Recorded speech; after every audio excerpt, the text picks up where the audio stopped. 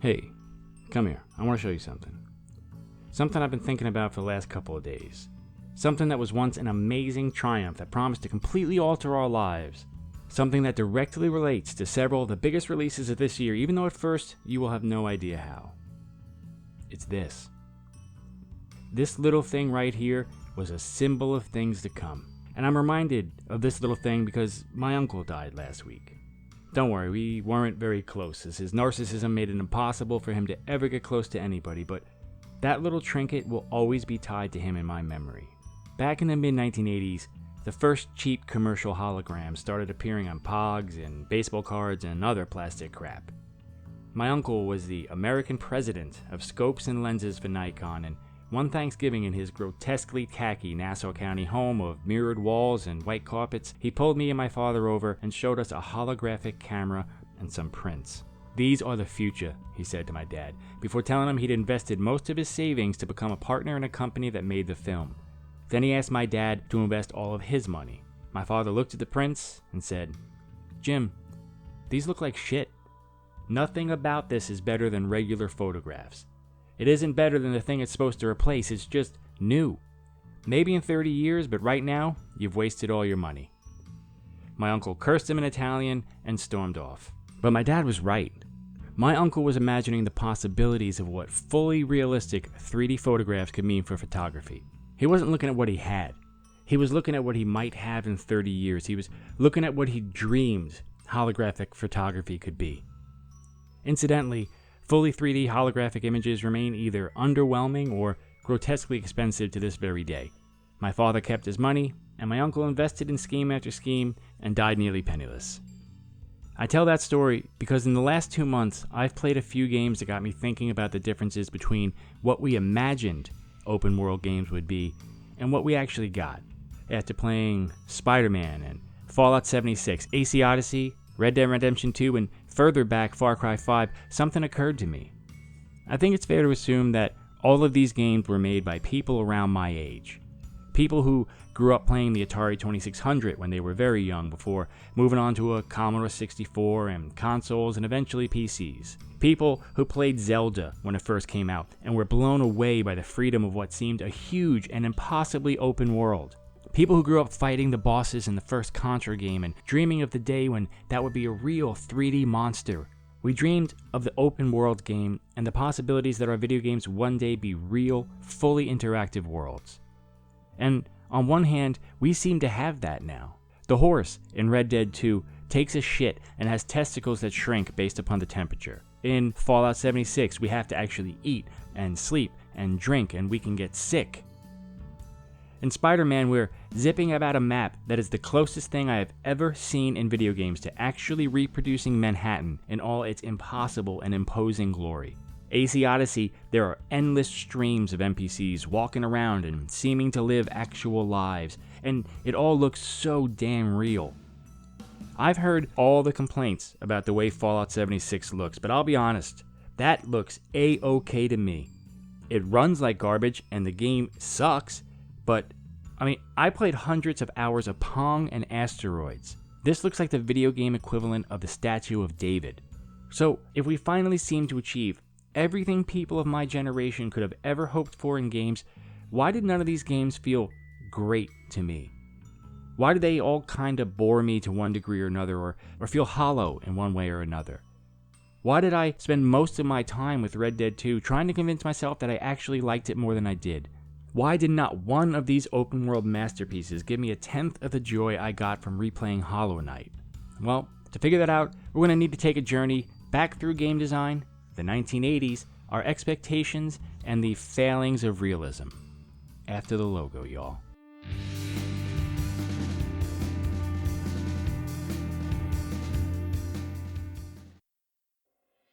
I've joked before about my age, but let's get a bit more specific, shall we? In the early 1980s, my dad brought home an Atari 2600. At the time, this machine was quite expensive. When I was a young kid, my father worked at a small grocery store, barely making enough to support his children. He was Sicilian, so it was unthinkable that his wife would actually work for herself. What would his Sicilian friends think? Eventually, my mother, through sheer misery, agitated and threatened enough for my father to relent, but that was years down the line. One day, an agent called my mom and tried to sell her life insurance, and she told the guy, listen, we're poor. We live in a trailer illegally parked in my mother's backyard, and my husband is an assistant manager at a grocery store. For whatever reason, the guy told my mom to have my father come in for an interview, and 6 years later, my dad was an extremely successful salesman, and we went from dirt poor to solidly middle class. Sadly, his rise to upper middle class didn't conclude until I'd moved out, but that's another story. Either way, at the time the Atari 2600 released, my father was in a position to buy one. And that machine was played religiously by my brother and I. I played, mastered, and abandoned every notable title. I actually played the infamous E.T. game upon release, and the rumors are true, it was a steaming pile of shit. The only game ever that left me utterly confused. Even looking back now, I have no idea what was going on. Why am I falling into this pit over and over? I played and loved the granddaddy of the adventure RPG. It was called, Adventure. It was a simpler time. From Pong to Space Invaders to Pitfall, I was there at the birth of the home gaming era.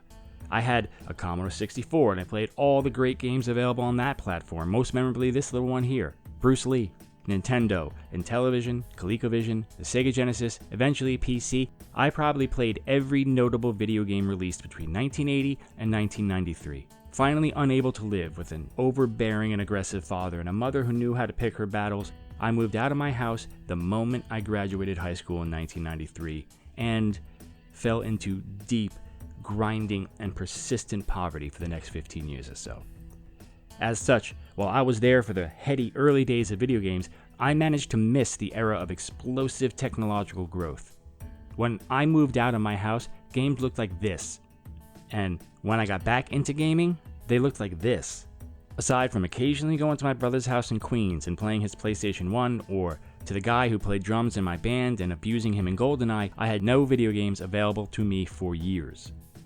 In 2000, I moved to Florida to escape issues in New York City. Amazingly, it turned out I just brought those issues south. But I met my wife, and we slowly, very slowly built a life. From 2000 until 2013, I played World of Warcraft as a full-blown addiction, Half-Life 1, the first Call of Duty, the first Medal of Honor, and GTA Vice City, and that is it. In 2013, my little family became a middle-class unit, and I bought an Xbox 360 on Craigslist, used as a gift for my kids so they'd get to play games like I did. It worked out differently, though, as I played it more than anyone else in the house. So, why did I go through all this personal history? Because it's important to understand what I'm going to say coming up. Early in my life, video games were a real and visceral escape from a home life that was utterly oppressive. It's nice that my dad got a job good enough to buy video games, because if he hadn't, I doubt I'd have made it to 18. Those early games were like escaping into different worlds. They accomplished the same thing that music and books did for me as a kid. But they were also, even at the time, somehow always disappointing. They weren't real enough, ever. I'm pretty sure that people like me were always looking forward to the day where games would be wholly engrossing, real worlds to permanently escape into. The success of the novel Ready Player One, and no, I have not seen the movie, is proof that kids of the 80s nearly fetishized this idealized future where video games would be realistic replacements for our frightening, or at least really boring lives. All through the 1980s, games were getting more complex. Controls, mechanics, narratives, we got full-blown dialogue in games. My first baseball game was this.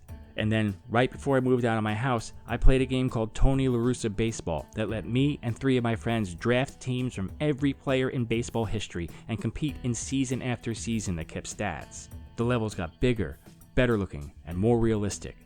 But all that time, what we never got was anything approaching a real, open world of dynamic choices. A way to go wherever we want and do whatever we want. That old Todd Howard meme, the "see those mountains, you can go there," it's a joke today, but that was literally cracked to people who are the same age as me and Todd Howard. I promise you, I actually said to friends, dude, wouldn't it be fucking amazing if we could actually go to those mountains? Wouldn't it be amazing if there was like actually weather and day and night and shit and total freedom to go wherever you want? That is precisely what people of my generation desperately wanted in games. And for a good spell, that's exactly what World of Warcraft provided me when it first released. It was like everything I'd ever imagined it would be. I could travel anywhere in a huge world. I could ride a horse. I could cook food or mine gold. I could trade stuff with other players, but it didn't take long for the illusion to wear thin and the limits of the hologram to become apparent again. It still didn't look real enough, and there wasn't enough of the old school skill-based action that made games so engrossing to me as a kid. Anyway, when I finally got that 360, I had 6 years of games to play. And it seemed to be the 6 years during which game developers had fulfilled every dream of my childhood. My response to these games was about what you would expect to be showed a movie on an iPhone to someone from the 30s. AC Black Flag made me go, holy fuck, you can fight on boats? Holy shit, you can eavesdrop? Holy shit, the clothes change in the cutscenes? My response to Halo 4, my first Halo game, was, holy shit, you can play other people online and it looks as good as the campaign does? Holy shit, the regular game looks like a cutscene and the cutscenes look like a fucking movie? And this will be completely impossible for any of you who are even only 7 or 8 years younger than me to appreciate, but my response to Mass Effect was stunned amazement. It's like a point-and-click adventure game, except it also has like real shooting and movement and stuff. Fallout 3 seemed to be the culmination of every dream the 9-year-old Pliny ever had. I can just kill this guy if I want. I can steal all the shit in his house. I can just go the other direction. I can go inside that building and there's more people in there. I think this gives me a unique take on gaming in its current state. I'm like the unfrozen caveman. At first, every shiny thing was the most amazing thing I'd ever fucking dreamed of, but I happen to have come back to games at a kind of troubling time, frankly, because everything I thought I had wanted has been achieved. Let's get back to Fallout 76 and its graphics for a minute, and let me really reiterate this. I played probably 100 hours of this. Am I really to admit that this doesn't look good enough? How much effort do you think went into making this game look like this and be the biggest fucking map that we could possibly compel ourselves to make without vomiting all over our keyboards? I intend to argue, too much effort. It looks good enough. Let's just quickly lay out some things I need to get to. Remember how I said that a real, breathing world was what people like me were dreaming of in the 1980s? I stand by that, but reality is big and choices need to be made. As a 13-year-old, I didn't put any deep thought into what exactly would constitute the realism of the worlds I wanted to play. Was it photorealism? Yeah, that was part of it. Was it large maps? Yeah, that was a dream too. Was it horse testicle physics that dynamically react to weather conditions by shrinking and expanding depending on temperature? No, I don't ever recall wanting that. And in fact, if more than 1 man-hour of work was devoted to horse testicle physics, I would argue that games have officially jumped the shark. In case you didn't know and think I'm joking, Red Dead Redemption 2 features horses with testicles that shrink in cold water. I've seen this lauded as a commitment to realism, and it certainly is a commitment to realism, but should it really be lauded? Here's the dirty little secret I didn't realize when growing up. Reality is so fucking boring. Should we really be striving for total reality in our game worlds? Do I need a waiting for my Keurig to spit out my coffee simulator? An agonizing over whether to set the toaster to 3 or 4 on bagel setting simulator? I am quite positive that game developers grew up wanting realism just like I did. And I'm sure that many gamers have convinced themselves they want realism too, but again, reality is huge, like incomprehensibly, impossibly huge. I think we can all agree that it's unlikely we will ever create a true reality simulation in our lifetimes. I think it's probably actually impossible, but I'm not a materialist, so your mileage may vary. But if we admit that we certainly aren't producing a Matrix or Ready Player One-like simulation anytime soon, we need to ask ourselves some questions. What parts of realism are the most important? What are the most important pieces that make a game feel real? What gets at the core of the experience that we were looking for all those years ago? What's the singular expression of that desire? What do we need most? And the answer, of course, is freedom. But freedom of movement isn't the only kind of freedom, and in fact, I don't think it's even the most important one. The appeal of the open world is probably deeply tied to the fact that as kids, the thing you lack most is freedom. And because that's what we most craved, that's the buzzword in games that are now being made by people who grew up at the same time I did. Far Cry 5 gave me a rough approximation of the freedom of movement I am afforded in my everyday life, and you know what? That game bored the shit out of me. I have total freedom of movement in my current life. I've got a car, money, and access to gas. I could get in my car right now and drive wherever the fuck I want, but you know what? I don't. I drive to work and I drive home. And if I absolutely fucking must, I could be nagged by my kids into driving 3 miles to the grocery store, but only grudgingly. Because the older you get, the more you realize that everywhere is basically the same. There's a different looking tree over there, that's cool. And maybe here, there's some water, and that's cool. Oh, over there's a store where they sell those good Mexican sodas, that's pretty cool. But it's rarely more than just kinda cool, and a good percentage of the time it's just kinda inconvenient. I don't use my freedom of movement because all of my stuff is in one place. All the people I care about, all the stories I want to write and read and live, all the people I need to see and love, they're all at my home. Fallout 76 gives you total freedom of movement on a tremendous map. But because there's no story, and yes, there are holotapes, I gotcha, thank you. Anyway, because there's no story, there's no particular reason to go anywhere. So, what does that freedom of movement boil down to? There's a tree over there that looks different than the tree from an hour ago, that's pretty cool. That gas station is kinda different than the broken down diner from before, and that's pretty cool. Oh, that ghoul is glitching through a door, that's kinda funny. Freedom, pure freedom, is boring as fuck. I grew up Catholic and went to Catholic school for a bit, and I ended up being consistently in trouble, not just because of my behavior, but because I was disruptive ideologically. One day, a nun was explaining heaven to us, and she described it as all of our wants and needs being fulfilled and nothing bad ever happening, and we'd experience true freedom from want. And I remember that line distinctly, true freedom from want. She said that we'd bask in the light of the Lord and sing his praises forever. And I listened to this and got caught up in it for a moment, in this amazing vision of my future where I'd want for nothing. And then I raised my hand, and after she sighed and called on me, I said, "Really? Wouldn't that be incredibly boring though? Like, if I have everything I want and I have to just sing all day to God, that sounds kind of really boring." She made a pretty good argument about how it only seemed boring because I was so caught up in the world I couldn't comprehend what true peace would be like. And looking back, I give her some credit because that seems like a pretty good argument, but the thing is, I still can't comprehend true peace and freedom. I need goals and direction. I need conflict and moral ambiguity and consequences for my actions because I'm not done learning who I really am yet. When you give me full freedom of movement and nothing particularly important to do, all you give me is the video game version of spending eternity singing to God. It sounds good in theory, but in practice, it might end up being really dull. Scenery only impresses for as long as it's new. It's not enough, not even close. And these games that keep giving me bigger and bigger worlds of higher and higher resolution, they get less and less satisfying.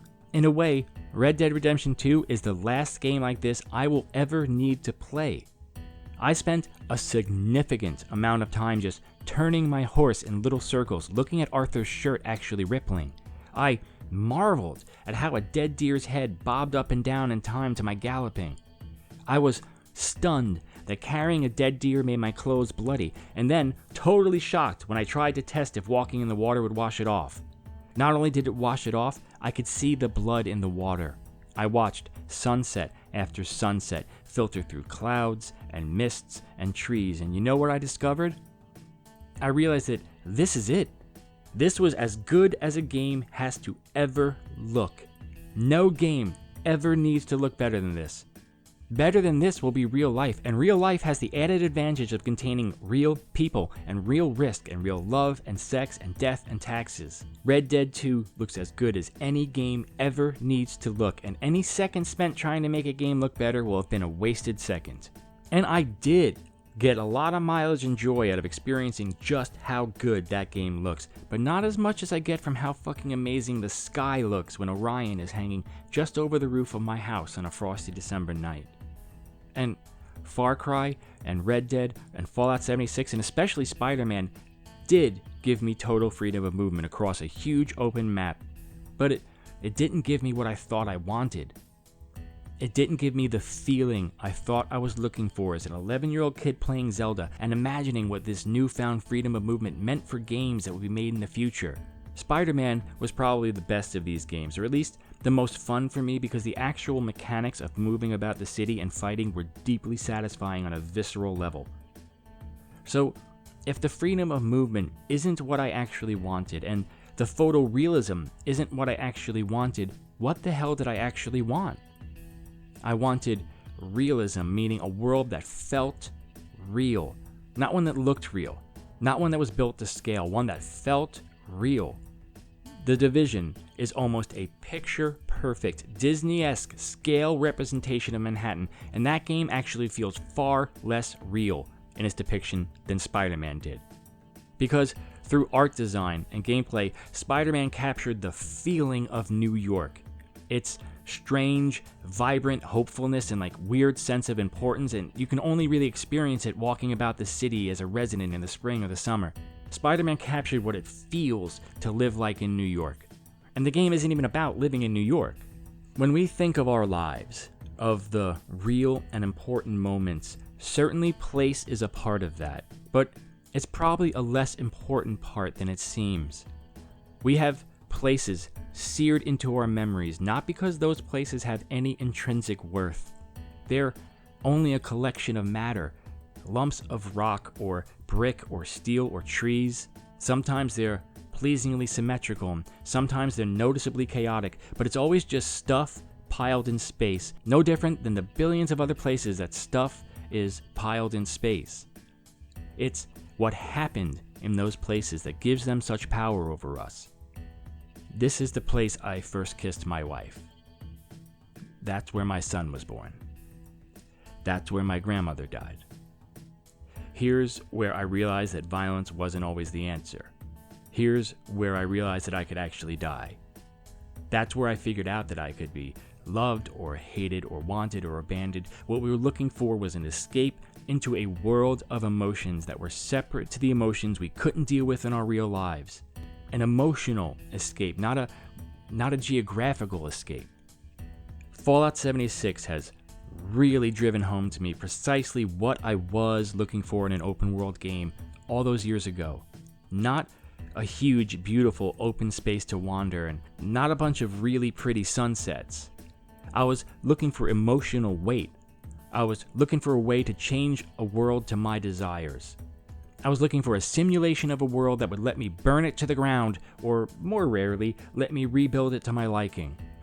And a world without interesting people who we love or hate or sleep with or cheat on or double cross, that's just an empty world where changing it is utterly meaningless. It's a castle you build on the beach. It's quite engrossing to construct, and you can imagine what goes on in there, but when you leave it behind, the waves will wash it away, and it won't have had any lasting emotional effect on you because nobody lived there anyway.